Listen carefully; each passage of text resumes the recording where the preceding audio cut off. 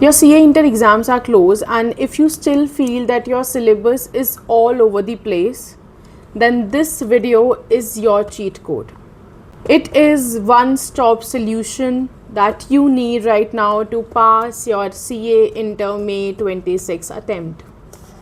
Hi everyone, welcome back to my channel. In this video, I will share with you priority-wise chapters of all the subjects that cover minimum of 60 to 80% of your syllabus. It will be kind of a summary of all the videos that I have shared. ठीक है, कहीं ना कहीं मैंने ये चीज़ें बोली होंगी, but you don't need to watch 8 to 10 videos. You just need this video. Follow the strategy, follow the plan, follow the priority, and you will have an exact planner, an exact weightage, and everything that you need to do and what you can skip in these last days.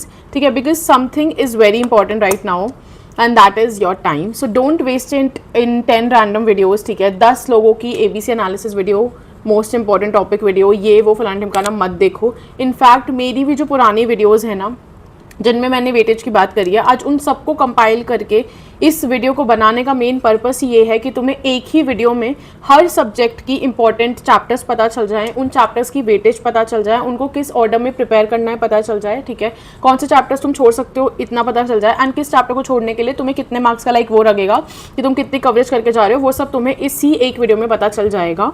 So watch this video till the and. ठीक है, and please like it, please hype it, because ये video सब तक पहुंचना बहुत ज़्यादा important है. बाकी कोई वीडियो पहुंचे ना पहुंचे, बिकॉज हर सब्जेक्ट के बारे में बात करेंगे, बहुत डिटेल में बात करेंगे. ठीक है, बट फटाफट से बात करेंगे. सबसे पहले ग्रुप 1 की बात करते हैं. अगर ग्रुप 2 स्टूडेंट हो आप तो 10-15 मिनट्स आगे चले जाओ and you will see the group 2 subjects. ठीक है, चलो सबसे पहले एडवांस अकाउंट तुम्हारा पेपर आने ही वाला है. तो देखो, सबसे पहले एक चीज़ बोलूँगी कि फाइनेंशियल स्टेटमेंट्स करो. ठीक है, शेड्यूल 3 से इस बार 14 मार्क्स का क्वेश्चन एक्सपेक्टेड है, तो वो करो. एंड दूसरी चीज़ AS 14 और AS 21, मुझे नहीं पता तुमने कौन सा चैप्टर करा हुआ है, तुम्हें कौन सा चैप्टर मुश्किल लग रहा है, बट मैंने इनको एक ही उसमें रख लिया कि AS 14 या AS 21 में से कोई भी एक चैप्टर बहुत स्ट्रॉन्ग कर लो कि उसमें मार्क्स नहीं कटने चाहिए.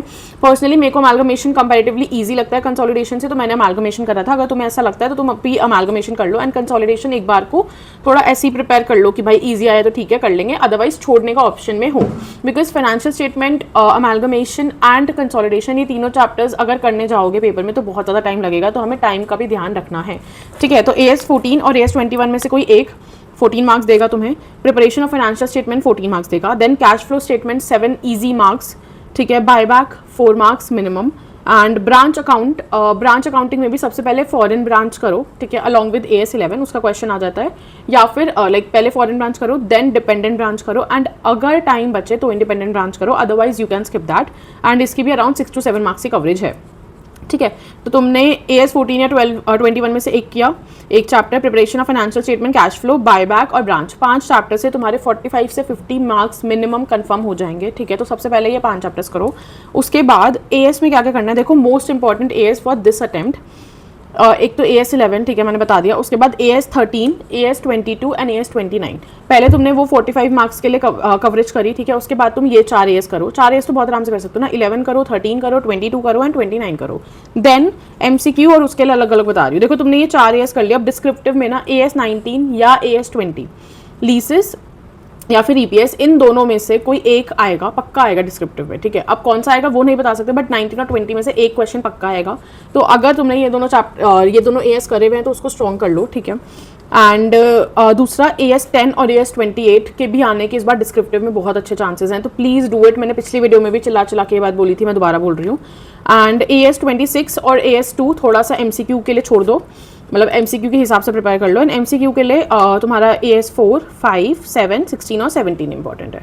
ठीक है, तो इन लिमिटेड AS से तुम अराउंड 10 के आसपास AS हैं, ये 15 से 20 मार्क्स ले सकते हो आराम से. ठीक है, ऑलमोस्ट आधे AS करके तुम्हें बता दिया मैंने कौन से तुम्हें कितने मार्क्स मिल जाएंगे. तो अकाउंट्स में सिर्फ इतना भी प्रिपेयर करोगे तो 60 to 65 मार्क्स कहीं नहीं जा रहे. ठीक है, एंड दिस इज़ मिनिमम, उससे ज़्यादा भी आ सकता है AS में से. ठीक है, जो मैंने बताए हैं इनमें से मैंने 15-20 मार्क्स बहुत मिनिमम लगाए हैं. MCQ भी हैं, डिस्क्रिप्टिव भी हैं, तो मिलू के तुम 60-70 मार्क्स का आराम से कर लोगे. तो अगर जो भी चीज़ें इनमें से छोड़ी हुई हैं वो कर लो. सेलेक्टिव स्टडी करनी है तो वो भी स्मार्टली करो. ठीक है, आई थिंक अकाउंट्स की बात क्लियर हो गई. ओके अब लॉ पे चलते हैं। देखो सिर्फ इतना समझ लेना कि इतनी चीज़ें ज़रूर करके जानी है। मैंने जो अकाउंटिंग स्टैंडर्ड्स की वीडियो डाली थी वो ज़रूर देख लेना अगर तुम्हें अकाउंटिंग स्टैंडर्ड्स के बारे में समझना है कि कौन सी चीज़ किस में कितने मार्क्स की आ सकती है। उसमें मैंने एक एक अकाउंटिंग स्टैंडर्ड की बात करी है। एंड कल जो प्लानर डाला था एडवांस अकाउंट्स का, उसको प्लीज़ फॉलो करना, बिकॉज वो एक लाइक बहुत ही सोच के प्लानर बनाया हुआ है, ऐसे रैंडम प्लानर नहीं है वो, ठीक है, जिससे तुम्हारे स्टार्टिंग के डेज में मैक्सिमम मार्क्स की कवरेज हो जाए और ईजी चीज़ों से, ठीक है। अब आते हैं लॉ पे। लॉ में देखो मैंने वैसे बताया था पेपर प्रेडिक्शन वीडियो में भी बताई थी ये चीज़, अब दोबारा सुन लो अगर किसी ने वो वीडियो मिस कर दी तो लाइक उनको वापस देखने की ज़रूरत नहीं है। उसमें जस्ट मैंने बहुत ज़्यादा डिटेल में समझाया था। बट लॉ में तुम्हें क्या करने की ज़रूरत है, LLP, फेमा और GCA, LLP, फेमा और GCA, LLP, फेमा और GCA प्लीज़ कर लो भाई। 35 to 40 marks from these 3 chapters only. FEMA is a very easy chapter, तुम्हें शायद मुश्किल लग सकता है अगर तुम्हें ट्रांजैक्शंस उसकी याद नहीं हो रही, बट मैंने तुम्हें ट्रांजैक्शंस याद कराई हैं। मैंने फेमा की एक वीडियो डाली हुई है चैनल पे, ठीक है, जिसमें मैंने तुम्हें फेमा समझाया नहीं है, मैंने तुम्हें फेमा अपने साथ याद करवाया है। वो वीडियो देख लो, आई गारंटी कि तुम्हें फेमा याद हो जाएगा, ठीक है। LLP हम लोग बचपन से करते हुए आ रहे हैं, LLP करके जाओ। LLP की अच्छी खासी वेटेज है, 10 मार्क्स का मिनिमम डिस्क्रिप्टिव में आता है, ठीक है, MCQ में भी आता है। तो LLP, फेमा और GCA नहीं छोड़ना। देखो GCA में भी आई नो थोड़ा अजीब सा चैप्टर है, थ्योरी बहुत है, नहीं होता याद, बट करो। एक चैप्टर बोल रही हूँ कर लो, तुम्हें इन 3 चैप्टर से मिनिमम 35 to 40 मार्क्स की कवरेज मिल जाएगी। और क्या लोगे बताओ, ठीक है। सेकंड प्रायोरिटी, ठीक है, ये हो गई फर्स्ट, पहले ये 3 चैप्टर्स खत्म करने हैं। देन सेकंड में हमें accounts of company and auditors complete करने हैं। इनमें 10 to 15 मार्क्स की कवरेज होगी, अराउंड 10-15 मार्क्स के, दोनों में से किसी भी चैप्टर्स में से देखने को मिल सकता है। तो accounts of company and auditors एक दिन में ये दोनों चैप्टर्स बहुत प्यार से हो सकते हैं, ठीक है। पहली बार भी कर रहे हो तो भी हो सकते हो, माइंडेड, तो छोड़ना मत। Third, prospectus plus foreign company plus dividend, तीनों इतने मतलब टुच्चे चैप्टर है ना। देखो डिविडेंड 1 घंटे का भी चैप्टर नहीं है रिविजन में, प्रॉस्पेक्टस 2 घंटे मान लो मैक्सिमम, वैसे तो 2 घंटे भी ज़्यादा बोल रहे हैं, फॉरेन कंपनी भी 2 घंटे मान लो, तो 4 से 5 घंटे में, तुम 6 घंटे मान लो, 7 घंटे मान लो, तुम्हें और 10 मार्क्स मिल जाएंगे इन 3 चैप्टर्स से, ठीक है। एंड लास्ट में सब लोगों को जो परेशान करता है शेयर कैपिटल और मैनेजमेंट, दोनों में से कोई भी एक चैप्टर कर लो जो तुमने नहीं किया आज तक, सॉरी, दोनों में से कोई भी एक चैप्टर कर लो जो तुमने किया है आज तक, और एक चैप्टर छोड़ दो जो नहीं किया। दोनों की वेटेज अराउंड 10-15 मार्क्स की रहती है, ठीक है। या तो MCQ में ज़्यादा पूछ लेते हैं या डिस्क्रिप्टिव में ज़्यादा पूछ लेते हैं, बट आता है, ठीक है, हमेशा आता है और आगे भी आएगा। तो कोई भी एक चैप्टर छोड़ दो इनमें से। तो तुम क्या क्या छोड़ सकते हो, IOS छोड़ सकते हो, ठीक है। प्रिलिमिनरी का इस बार आएगा क्वेश्चन 2 या 4 नंबर का, बट ठीक है, पूरा चैप्टर करने की जरूरत नहीं 2-4 नंबर के लिए, तो वो छोड़ सकते हो। शेयर कैपिटल और मैनेजमेंट में से कोई एक चैप्टर छोड़ सकते हो, ठीक है। ये 3 चैप्टर्स तो छोड़ ही सकते हो, बाकी अब तुम्हें जितने मार्क्स चाहिए उसके हिसाब से, क्योंकि 65 to 70 मार्क्स की कवरेज का मैंने तुम्हें बताया है। बट हाँ, LLP, FEMA, GCA, foreign company मत छोड़ना, ये चारों चैप्टर्स बहुत ईजी हैं, बहुत स्कोरिंग है। अकाउंट्स ऑफ कंपनी, ऑडिटर्स और प्रॉस्पेक्टस भी मत छोड़ना।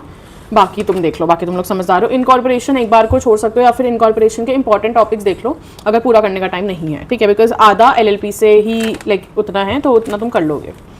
ओके, नेक्स्ट DT तो मैं बता ही चुकी हूँ। देखो residential plus TDS TCS plus return of income plus clubbing set of, ये 4 chapters give you minimum of 20 to 25 marks.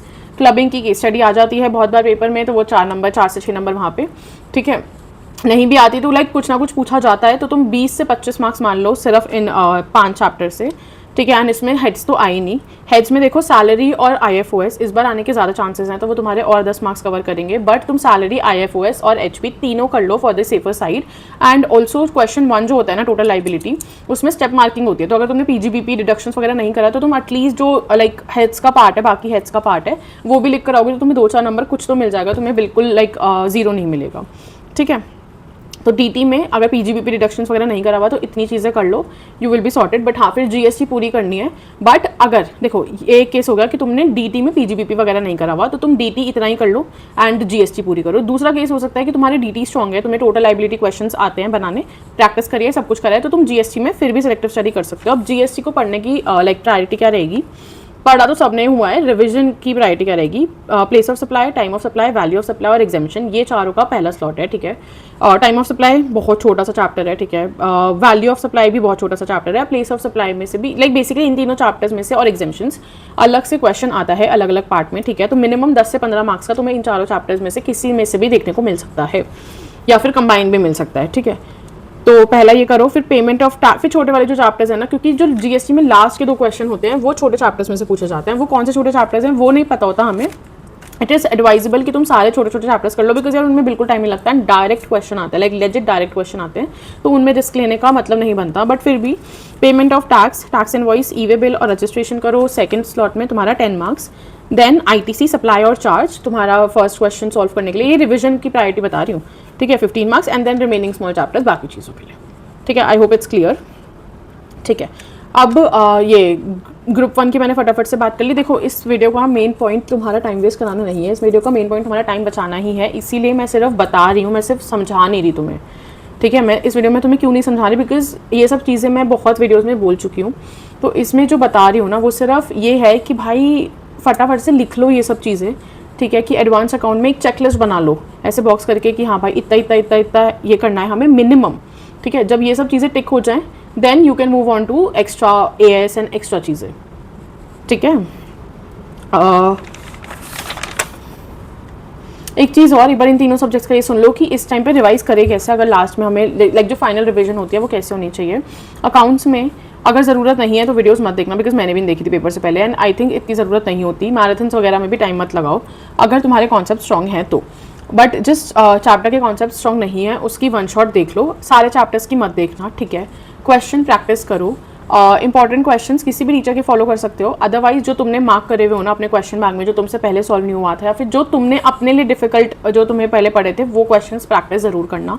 Current attempt की RTP प्रैक्टिस करना, पास एटलीस्ट 2 अटेम्प्ट की RTP प्रैक्टिस करना, एंड 1 या 2 मॉक ज़रूर देना, ठीक है। और लॉ लाइक बेसिकली सब में सेम चीज़ है, लॉ में भी मैं बोलूँगी देखो लॉ में अगर तुम्हें ऐसा लगता है कि तुम खुद से रिवाइज करने में बहुत टाइम लगाते हो तो तुम मैराथन वगैरह या वन शॉट से रिवाइज कर सकते हो, एंड देन अपने नोट्स रीड कर लो, इसमें क्वेश्चंस में इतना टाइम लगाने की जरूरत नहीं है। सबकी स्ट्रैटेजी अलग होती है, अकाउंट्स में क्वेश्चन प्रैक्टिस करना जरूरी है, लॉ में तक क्वेश्चन प्रैक्टिस करना एट दिस पॉइंट जरूरी नहीं है, DT में क्वेश्चन प्रैक्टिस जरूरी है।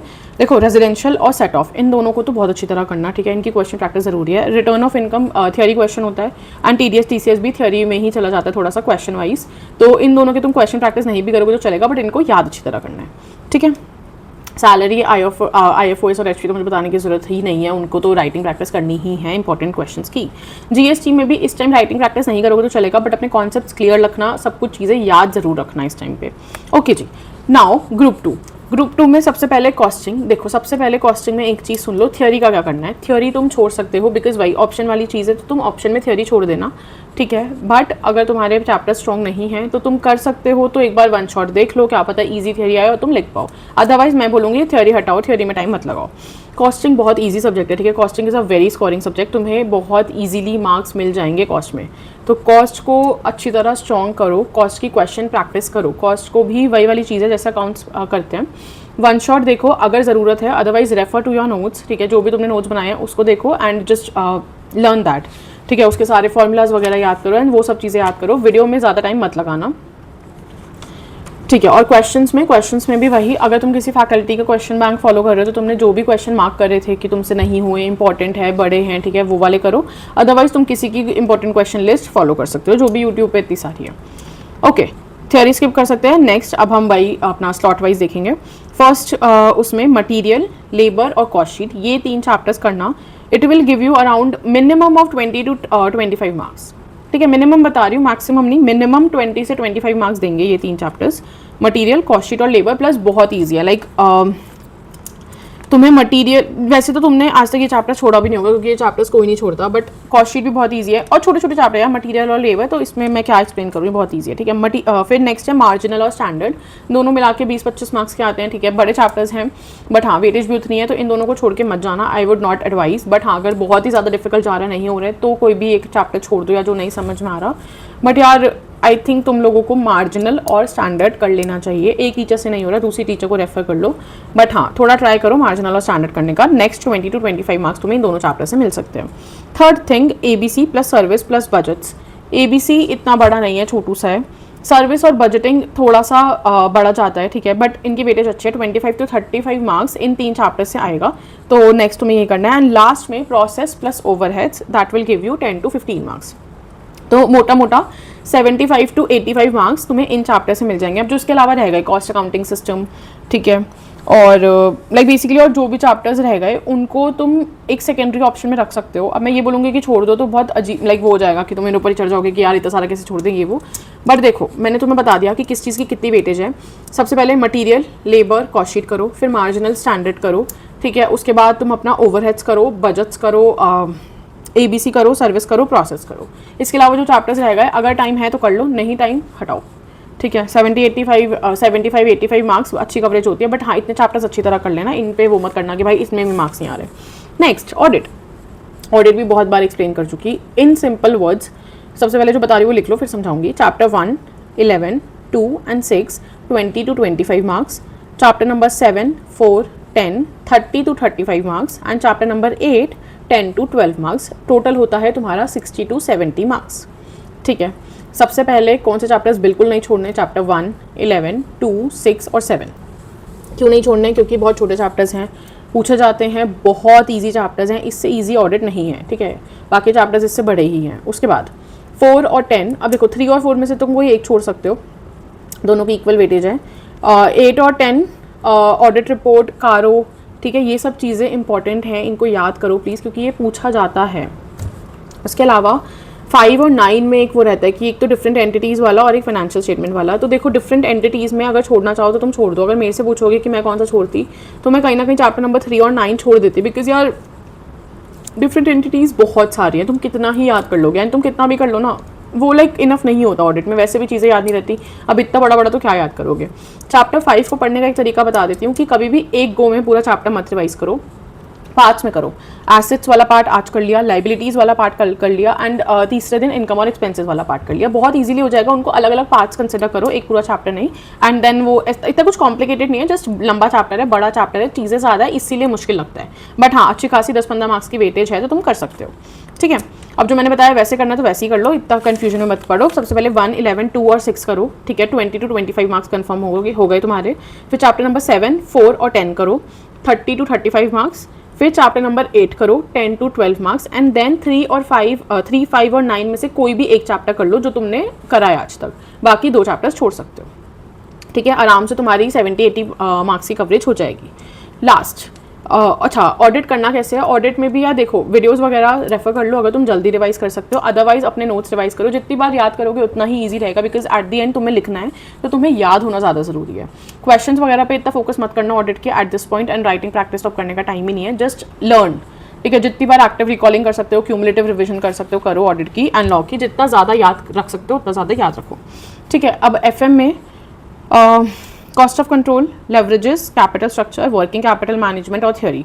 हाँ FM की थ्योरी इंपॉर्टेंट है, बिकॉज FM की थ्योरी में FM का पेपर पैटर्न पता है कैसा है? FM का पेपर पैटर्न ऐसा है कि थ्योरी मोस्टली हर दूसरे क्वेश्चन के एक ना एक पार्ट में पूछी जाती है। तो बिल्कुल अगर FM की थ्योरी इग्नोर करके जाओगे तो तुम्हें ऐसा होगा कि आधा पेपर तुम्हें छोड़ना पड़ेगा, तो इट्स नॉट गुड, ठीक है। तो अगर हो सके तो FM की थ्योरी कर लेना, बट लास्ट में रखना। मैंने जिस प्रायोरिटी में बताई ना उसी में करो, पहले कॉस्ट ऑफ कैपिटल, लेवरेजेस और कैपिटल स्ट्रक्चर, ये तीनों तो बहुत इंपॉर्टेंट है, ईजी चैप्टर्स हैं, स्कोरिंग है, हाई वेटेज है। उसके बाद working capital management, I know बड़ा है बट कर लो। इन्वेस्टमेंट डिसीजन छोड़ देना, ठीक है, या फिर अगर इन्वेस्टमेंट डिसीजन करा हुआ है तो वर्किंग कैपिटल मैनेजमेंट छोड़ दो। ये 2 ही थोड़े बड़े और डिफिकल्ट चैप्टर्स आते हैं FM में, कोई भी एक कर लो, कोई भी एक छोड़ दो, ठीक है। इतना कर लोगे 30 to 40 मार्क्स, एंड रेशियो और डिविडेंड अनदर 8 to 10 मार्क्स, ठीक है। अब रेशियो भी इजी है बट बड़ा है, बट अगर तुमने करा हुआ है तो तुम्हें रिवाइज करने में तो कितना ही टाइम लगेगा, तो 6-7 मार्क्स का क्वेश्चन उसमें से भी आता है, डायरेक्ट इजी क्वेश्चन आता है, कर लो रिवाइज एक बार, फॉर्मुलाज ये उसमें वैसे भी मेन, ठीक है जी। लास्ट SM में देखो चैप्टर 1 छोड़ सकते हो, ठीक है, चैप्टर नंबर 5 छोड़ सकते हो, 2, 3, 4 कर लो, 10 से 12 मार्क्स की वेटेज रहती है हर चैप्टर की। वैसे तो देखो SM में 5 चैप्टर्स की इक्वल वेटेज है, बट अगर मुझसे पूछो तो 4 या 5 तुम्हारा कंपल्सरी क्वेश्चन में आने के चांसेस होते हैं, इस बार 4 आ सकता है, तो इसलिए 4 कर लो, एंड 2 और 3 कर लो, ठीक है। वैसे तो देखो मेरे हिसाब से तुम्हें एटलीस्ट 3 या 4 चैप्टर्स करने चाहिए, ऐसे में कोई भी एक चैप्टर छोड़ दो, जो भी डिफिकल्ट जा रहा है, जो भी नहीं समझ में आ रहा, बाकी सारे कर लो, ठीक है। नहीं तो फिर 1 तो छोड़ ही सकते हो, अगर 2 ही चैप्टर छोड़ने हैं तो फिर 2, 3, 4, 5 में से कोई भी 3 चैप्टर कर लो और 1 छोड़ दो। अब मैं तुम्हें पता है ये पक्का क्यों नहीं बता सकती कि ये छोड़ो या वो करो, बिकॉज मुझे नहीं पता ना, हो सकता है तुम में से किसी ने आज तक चैप्टर नंबर 2 करा ही ना हो, और अब मैं बोलूँगी कि भाई चैप्टर 2 करके जाना, तो वो बच्चा घबरा जाएगा कि भाई मैंने वो करा नहीं, मैं कैसे करूँ एट दिस पॉइंट। इसलिए मैं सबको ऑप्शन दे देती हूँ कि तुमने आज तक जो प्रिपेयर किया है उसी चीज़ को स्ट्रॉन्ग करो, ठीक है। जो चीज़ आज तक नहीं छुई ना वो चीज़ मत छुओ। पर्सनली मैं पेपर से पहले नई चीज़ें कर लेती थी, बट सब लोग बेसिकली सब बच्चे वो चीज़ नहीं कर सकते, बिकॉज हमारा ना माइंड डर जाता है, जो हमने चीज़ें पढ़ी होती हैं वो भी भूल जाते हैं। तो अगर तुम्हें ऐसा लगता है कि तुम कर सकते हो नई चीज़ें, तो एक दो चीज़ें जो हाई वेटेज बताई हैं, अगर उनमें से कुछ चीज़ें मिस हुई हैं तो वो कर लो। बट हाँ, जो चीज़ें मैंने नॉन नेगोशिएबल बताई है वो चीज़ तो सबको ही करनी है भाई। अगर अभी तक नहीं करी, दैट इज़ योर मिस्टेक। मैंने तो हर बार बोला है वो सेम चीज़ करने के लिए, मैंने कोई भी ऐसी नई चीज़ नहीं बताई है। सो या, that's it for this video. एक प्लेलिस्ट का लिंक डाल दूंगी, ठीक है, May 26 के लिए। वो इंपॉर्टेंट है तुम्हारे हर सब्जेक्ट का, उसमें कुछ कुछ है, ठीक है। अकाउंट्स का है, लॉ का है, और लाइक बेसिकली मैंने जो भी चीज़ें तुम्हें पढ़ाई थी, जो भी चीज़ें, हाउ टू लर्न थ्योरी, ठीक है, how to tackle MCQs, paper presentation, हर चीज़ मैं उसमें डाल रही हूँ जो भी तुम्हारे मे अटैम्प्ट के लिए रेलिवेंट है। तो सिर्फ वो प्लेलिस्ट रेफर कर लो फॉर दिस अटैम्प्ट, एंड तुम्हें चैनल पे से चीज़ें ढूंढनी नहीं पड़ेगी। और उसके अलावा तुम्हारी प्लानर वीडियो आ गई थी, नेक्स्ट कौन सी वीडियो चाहिए मुझे बताओ। अब अकाउंट्स का पेपर आ रहा है तो पहले तो अकाउंट्स से रिलेटेड वीडियो चाहिए, या फिर पेपर प्रेडिक्शन डाल दूँ टैक्स वगैरह की भी, या फिर पहले अकाउंट्स की डालूँ। सो जो भी वीडियो नेक्स्ट चाहिए, do let me know in the comments. Please like कर देना, क्योंकि इस वीडियो को बनाने में यार बहुत ऐसी लाइक काइंड की वीडियो बनाने में थोड़ा टाइम लगता है, सब कुछ चीज़ें एनालाइज करनी पड़ती है, हर सब्जेक्ट को देखना पड़ता है। सो थोड़ा सा मेरे भी एफर्ट्स को अप्रिशिएट कर दिया करो, लाइक कर दिया करो। बिल्कुल लाइक नहीं करते हो तुम लोग, मैंने देखा है हर वीडियो में। बाकी कोई बात नहीं, क्या कर सकते हैं। और yeah, that's it for this video. Share it with your friends. Subscribe to my channel because अभी और वीडियोस आने वाली हैं। अभी तो सारे सब्जेक्ट्स की पेपर प्रेडिक्शन वीडियो बची है, तुम्हारे MCQ आंसर्स वगैरह भी डिस्कस कर लेंगे अगर बोलोगे। सो या, that's it for this video. I hope you like it. All the very best for your preparation. डरो मत, तुम लोग कर लोगे, and I will see you in my next video.